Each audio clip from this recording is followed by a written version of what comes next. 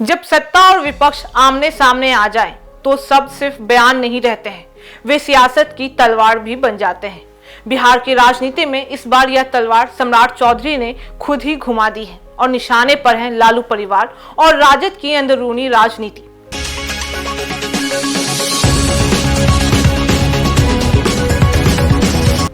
नमस्कार, मैं फरीदा गजल और इस वक्त आप जुड़े हुए हैं एक न्यूज 24 के साथ। देखिए, बिहार के उप मुख्यमंत्री सम्राट चौधरी ने राष्ट्रीय जनता दल और उसके नेतृत्व पर तीखा हमला बोल दिया है।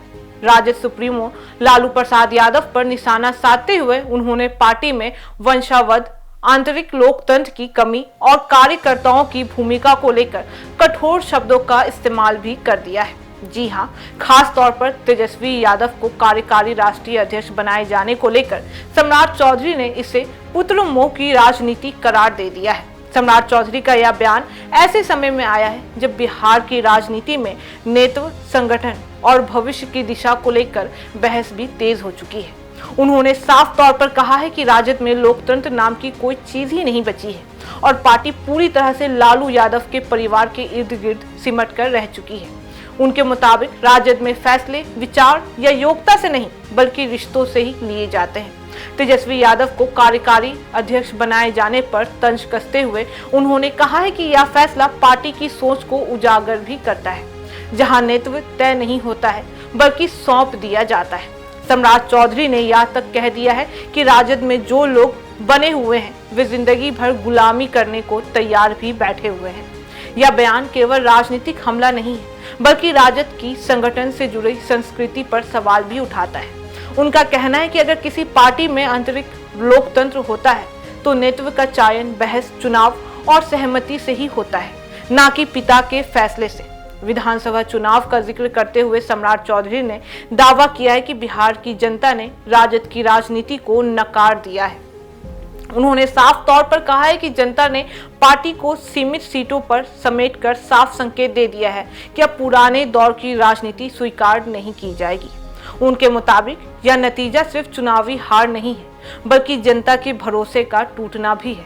कानून व्यवस्था के मुद्दे पर भी उप मुख्यमंत्री ने विपक्ष को घेर लिया है। उन्होंने कहा है कि नीतीश सरकार में अपराधियों के लिए कोई भी जगह नहीं है और बिहार पुलिस का खौफ अब राज्य की सीमाओं से बाहर तक महसूस भी किया जा रहा है। उन्होंने उदाहरण देते हुए यह भी कहा है कि अपराधियों को दूसरे राज्य में भी बचने की जगह नहीं मिल पा रही है, जिससे यह साफ होता है कि सरकार की नीति यानी जीरो टॉलरेंस पर टिकी हुई है। सम्राट चौधरी ने विपक्ष के उन आरोपों को भी खारिज कर दिया है जिनमें बिहार की असुरक्षा बताया जाता है। उनका कहना है कि यह सिर्फ राजनीतिक भ्रम फैलाने की कोशिश है। राजद के कार्यकर्ताओं और नेताओं को लेकर उन्होंने यह भी कहा है कि अगर कोई व्यक्ति वर्षों तक एक ही परिवार के इशारों पर चलता रहे तो उसे आत्ममंथन करना ही चाहिए। उनके शब्दों में लोकतंत्र में नेता मालिक नहीं होते हैं और कार्यकर्ताओं गुलाम नहीं होने चाहिए।